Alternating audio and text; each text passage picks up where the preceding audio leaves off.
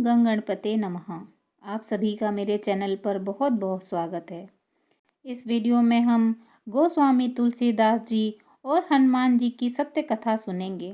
गोस्वामी तुलसीदास जी की हनुमान जी से भेंट।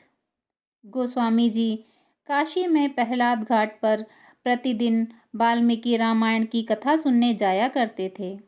एक दिन वहाँ एक विचित्र घटना घटी। तुलसीदास जी प्रतिदिन शौच होने जंगल में जाते। लौटते समय जो शेष जल होता उसे एक पीपल के वृक्ष के नीचे गिरा देते। उस पीपल पर एक प्रेत रहता था। उस जल से प्रेत की प्यास मिट जाती। जब प्रेत को मालूम हुआ कि ये महात्मा है, तब एक दिन प्रत्यक्ष होकर उसने कहा कि तुम्हारी जो इच्छा हो कहो, मैं पूर्ण करूँगा। तुलसीदास जी ने कहा कि मैं भगवान श्री राम जी का दर्शन करना चाहता हूँ।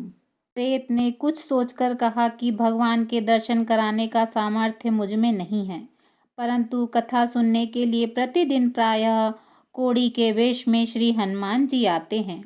वे सबसे पहले आते हैं और सबसे पीछे जाते हैं। समय देखकर उनके चरण पकड़ लेना और हट करके भगवान का दर्शन कराने को कहना। तुलसीदास जी ने वैसा ही किया। तुलसीदास जी प्रेत के बताए अनुसार वहां पहुंच गए और रामायण का पाठ सुनने लगे। उन्होंने देखा कि एक कोढ़ी रामायण कथा सुनने में मग्न है। तुलसीदास जी समझ गए और वह उनके पास पहुंच गए। तुलसीदास जी उनके पैरों में गिर गए और उनकी स्तुति करने लगे।